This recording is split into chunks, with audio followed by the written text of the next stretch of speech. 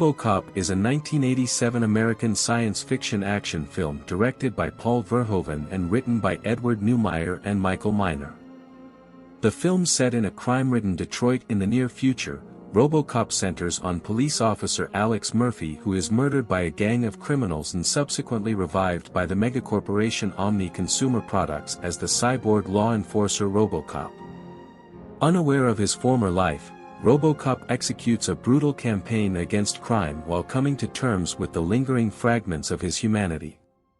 Plot: in a near-future dystopia, Detroit is on the brink of societal and financial collapse. Overwhelmed by crime and dwindling resources, the city grants the megacorporation Omni Consumer Products, OCP, control over the Detroit Police Department. OCP Senior President Dick Jones, played by Ronnie Cox, demonstrates ED-209, a law enforcement droid designed to supplant the police. ED-209 malfunctions and brutally kills an executive, allowing ambitious junior executive Bob Morton, played by Miguel Ferrer, to introduce the chairman, the old man played by Daniel O'Herlihy, to his own project, RoboCop. Meanwhile, Officer Alex Murphy, played by Peter Weller, is transferred to the Metro West Precinct. Murphy and his new partner, and Lewis, played by Nancy Allen, pursue notorious criminal Clarence Boddicker, played by Kurtwood Smith, and his gang, Emil Antonowski, played by Paul McCrane, Leon Nash, played by Ray Wise, Joe Cox, played by Jesse D. Goins, and Steve Min, played by Calvin Young. The gang ambushes and tortures Murphy, until Boddicker fatally shoots him. Morton has Murphy's corpse converted into RoboCop, a heavily armored cyborg with no memory of his former life. RoboCop is programmed with three prime directives: serve the public trust, protect the innocent, and uphold the law. A fourth prime directive, Directive 4, is classified. Reassigned to Metro West, RoboCop is hailed by the media for his brutally efficient campaign against crime. Lewis suspects he is Murphy, recognizing the unique way he holsters his gun, a trick Murphy learned to impress his son. After experiencing a nightmare of Murphy's death during maintenance, RoboCop encounters Lewis, who addresses him as Murphy. While on patrol, RoboCop arrests Emil, who recognizes Murphy's mannerisms, furthering RoboCop's recall. RoboCop then uses the police database to identify Emil's associates and review Murphy's police record. RoboCop recalls further memories while exploring Murphy's former home, his wife and son having moved away following his death. Elsewhere, Jones gets Boddicker to murder Morton as revenge for Morton's attempt to usurp his position at OCP.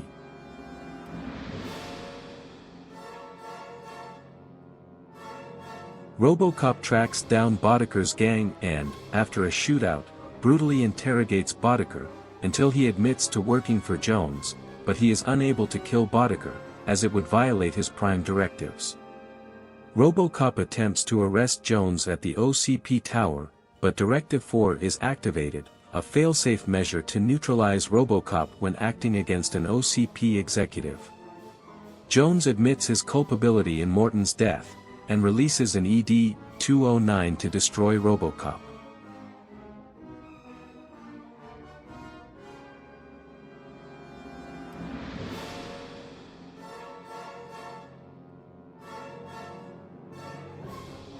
Although he escapes, RoboCop is attacked by the police force on OCP's order and is badly damaged, but is rescued by Lewis, who brings him to an abandoned steel mill to repair himself.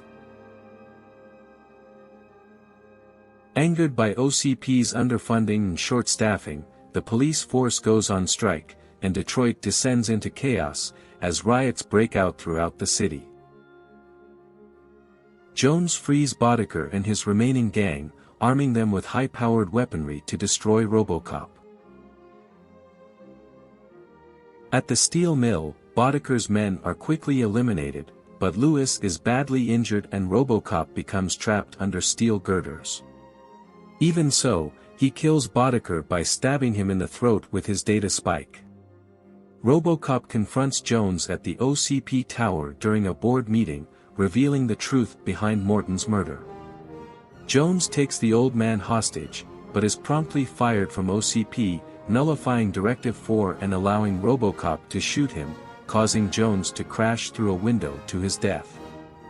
The old man compliments RoboCop's shooting and asks his name. RoboCop replies, "Murphy." About the film. RoboCop, 1987, was directed by Paul Verhoeven and written by Edward Neumeier and Michael Miner. The casting of RoboCop, 1987, includes Peter Weller, Nancy Allen, Ronnie Cox, Kurtwood Smith, Miguel Ferrer and Dan O'Herlihy.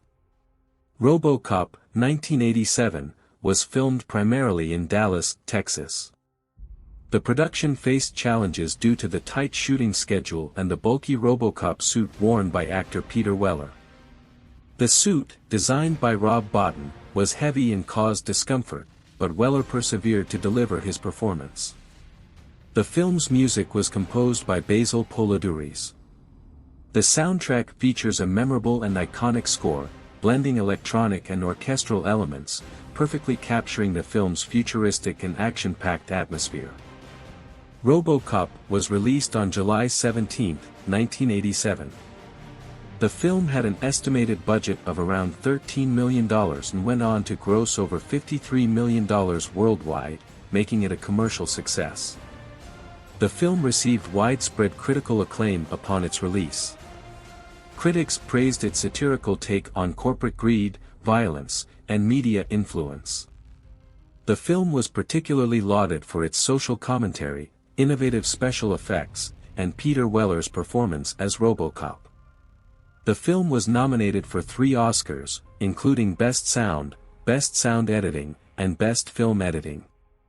The film won the Best Sound Editing Oscar. RoboCop became a cultural icon, inspiring comic books, video games, and merchandise. Its success led to the creation of 2 sequels, a television series, an animated TV show, and several video games. The film's themes and characters continued to resonate with audiences, leading to reboots and adaptations in later years. Sequels and franchise of the RoboCop, 1987, are RoboCop 2, 1990, RoboCop 3, 1993, and remake RoboCop, 2014. 10 interesting facts about RoboCop, 1987, movie. 1.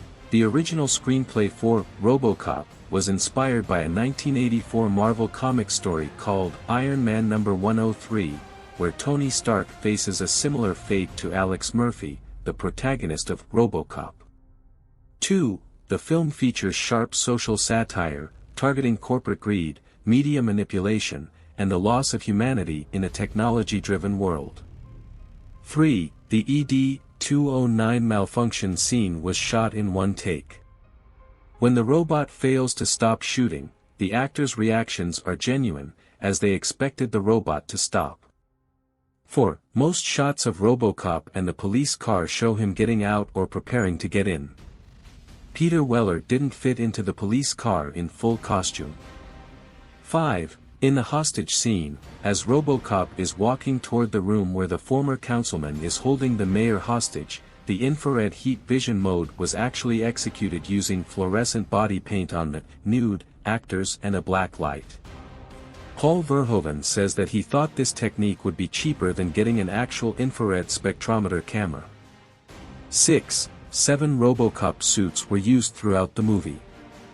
The suits was the most expensive item on set.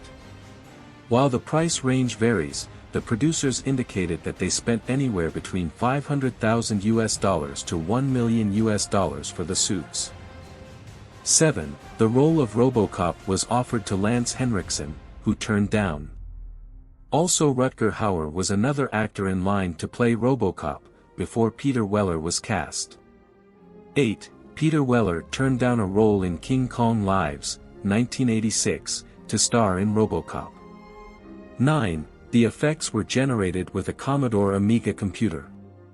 10. The 6000 SUX was built from the body of a 1976 Oldsmobile Cutlass 4-door sedan. Thanks for watching. Subscribe for more interesting videos and don't forget to press like button and share.